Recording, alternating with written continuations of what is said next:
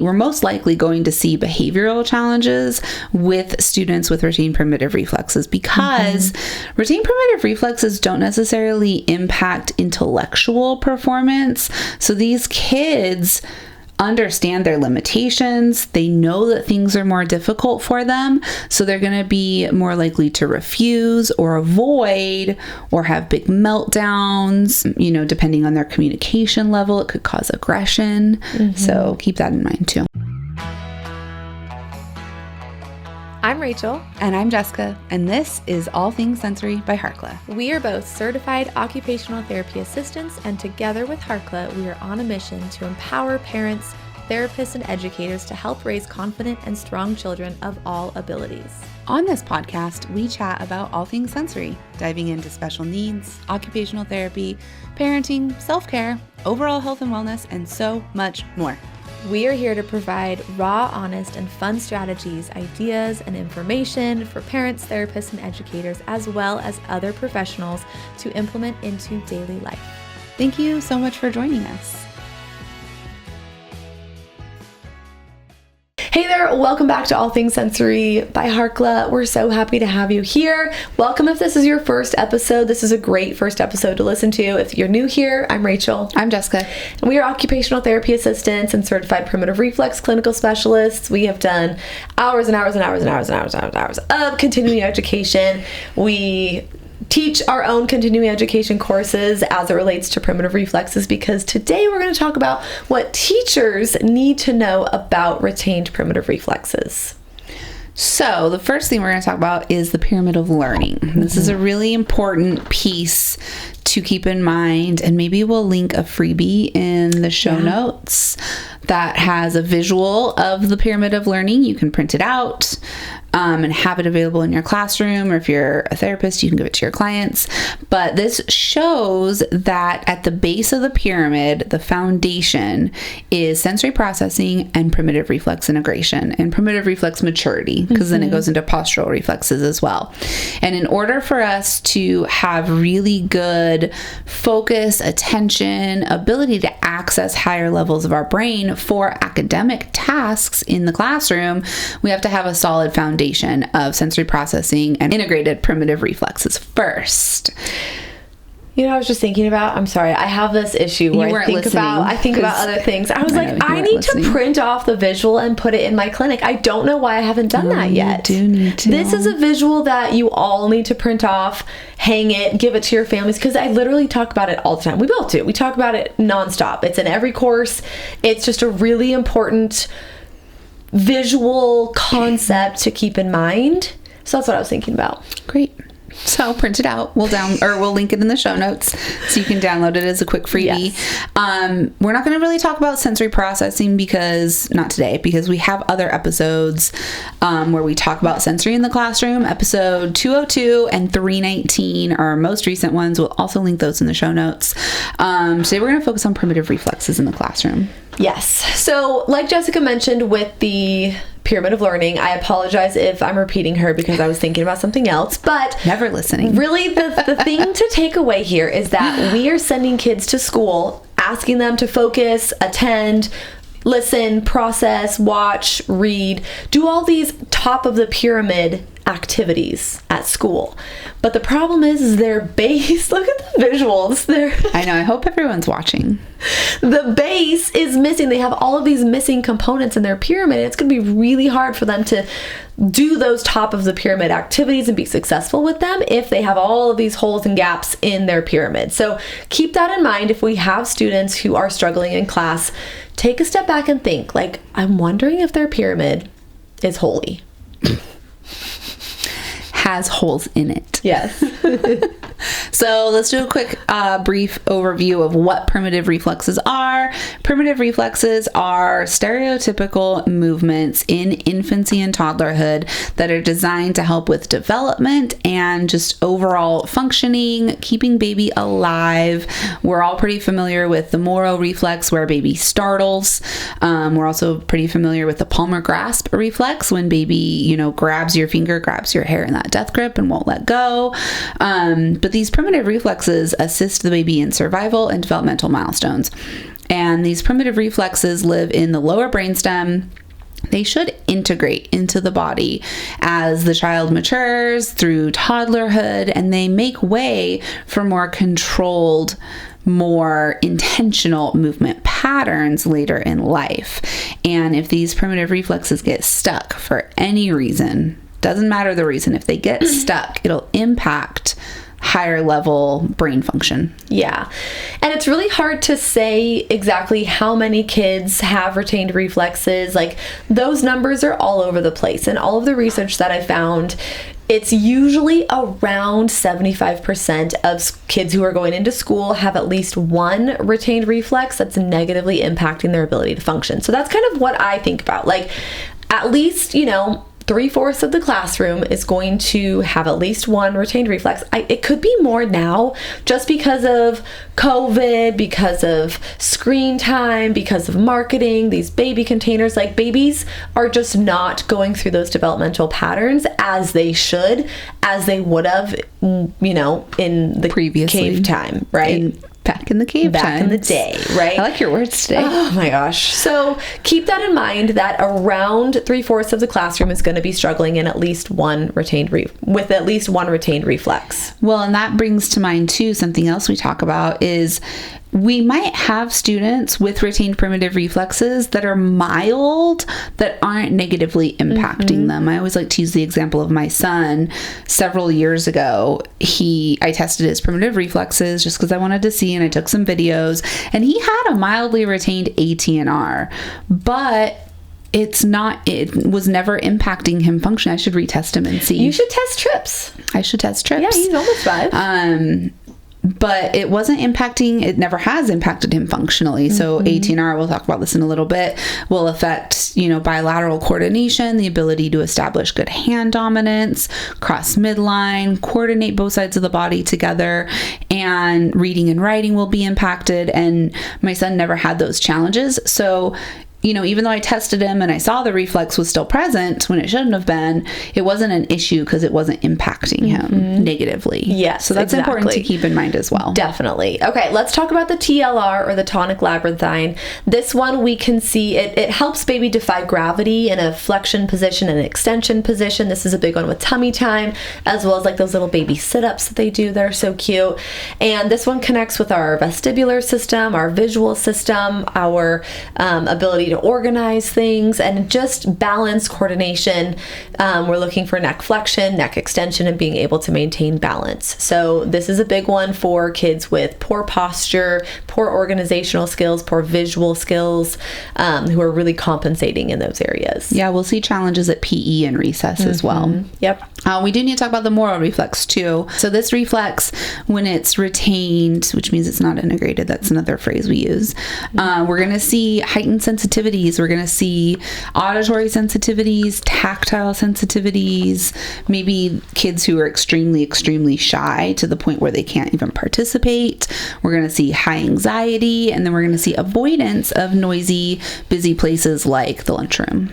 Yeah, and then we'll briefly cover the fear paralysis reflex, because I think it's, it's not something that we talk about too often, but basically this reflex integrates before the child is actually born. It kind of integrates into the Moro reflex, and what it's designed to do is basically, if mom is in a traumatic experience, has a lot of stress during pregnancy, like those early, 6, 7, 8 weeks, let's say mom gets in a car crash, baby basically like freezes and is paralyzed, doesn't take any resources from mom. It's like, mom, you take care of you. I'm going to be good. Don't worry about giving me any blood flow or, whatever it is.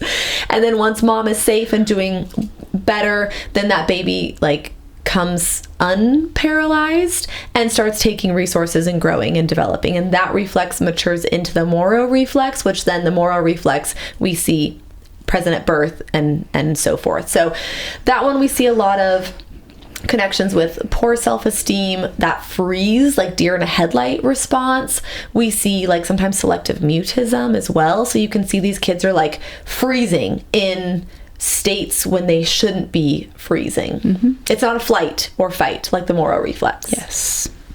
The next one is the spinal Gallant reflex, and this reflex is activated by stimulation to the back or along the spine, and we're often going to see kids looking like they have ants in their pants. Maybe they can't sit still, they're struggling with activities where they're supposed to be sitting down and focusing, they're going to be moving a lot, might look like ADHD.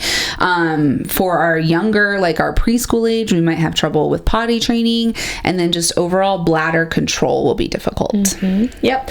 And then we've got the ATNR. Again, this is like that fencer pose in infancy, and it splits the body in half from left to right. This works on crossing midline, getting both sides of the brain to communicate. And what we can see is kids will struggle with crossing midline. They'll struggle with hand dominance. They'll struggle with left-right awareness. So they'll say turn left, but they actually mean turn right. A lot of ocular motor challenges, writing and reading challenges. And this one also has a connection to kids with ADHD, adults with ADHD as well. So it's one that if we do have an ADHD diagnosis, or if we are concerned about ADHD, we should rule out a retained ATNR.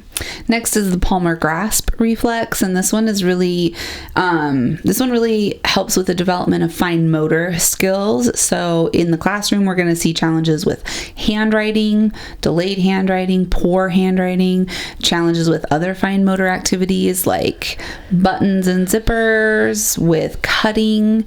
Anything that requires the use of the hands is going to be a challenge. Yep. And then we have the STNR, Symmetrical Tonic Neck Reflex. This one splits the body in half from top to bottom. This is like our crawling reflex. It's not present at birth. It develops around 6 months, and that's what helps get baby into the all-four position, rocking on hands and knees, and then eventually progressing to that forward crawling pattern. This one we can see a big challenge with sitting posture, sitting in a 90-90-90 position comfortably. We can see a connection with copying from the board. Anytime that head position change is looking down, neck flexion and neck extension, we get a muscle tone change in the rest of the body.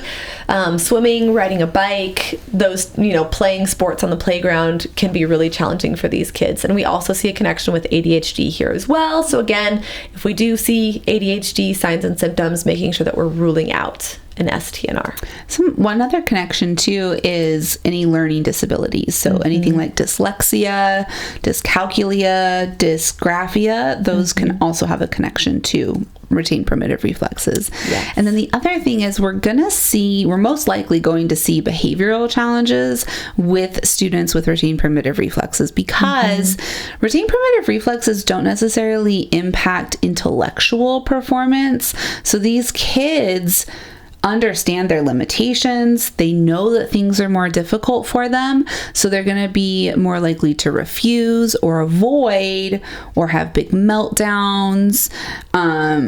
Depending on their communication level, it could cause aggression. So keep that in mind too. Yeah, definitely. So, where does this impact us in the classroom? Well, and what are you going to do with it if you are a teacher or a therapist? The first one is empathizing and recognizing that a child's behaviors or emotional challenges could be related to retained primitive reflexes, right?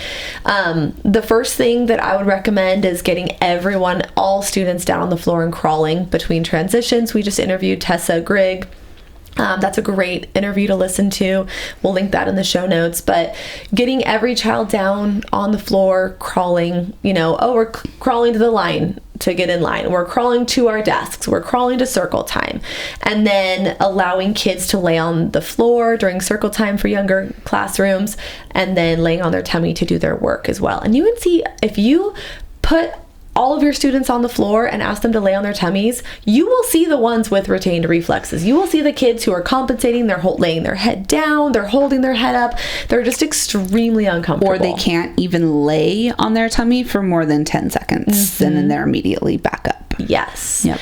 You will see it. You'll also see it with the kids who are crawling. It'll be, I almost said discoordinated. It'll be It will be discoordinated. That's same.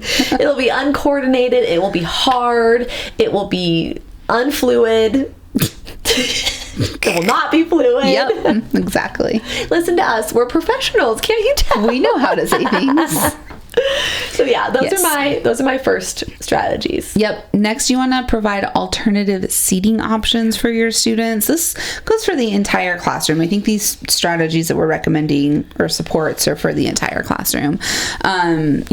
Having desks at different heights, having therapy ball chairs, wiggle cushions, wobble chairs, any type of alternative seating option that you can provide, have those available and allow your students to choose what they need to be sitting in. And then with your instruction, you can change the way that you're providing your instruction. You can do less like quick, unexpected that'll claps. wake you up.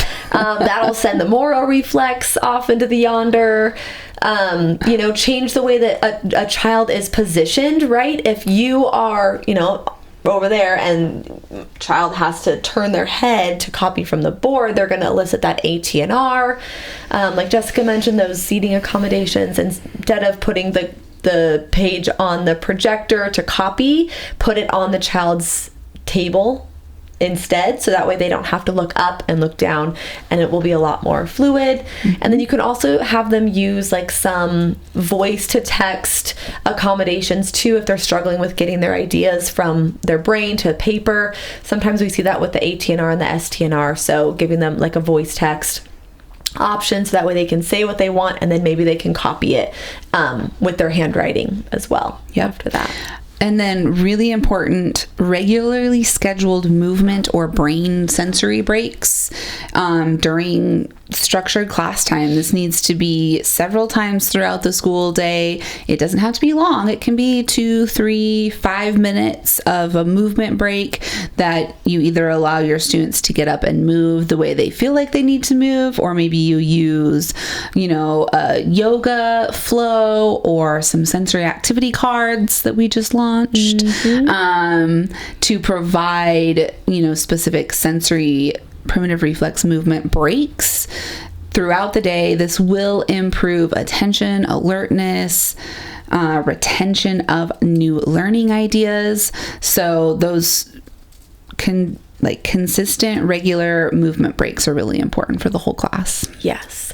And if you want more research or more continuing education, we have courses for you. We have a classroom course where we talk about sensory strategies, sensory supports, and primitive reflexes for teachers and educators. That's a great course that we'd recommend taking. It's a long one. You learn so much with that course. Yes. It's also designed for therapists. Or you can take our primitive reflex course where we walk you through testing all of the reflexes and integrating the reflexes through functional play-based movements. So a couple of great options. We'll link those.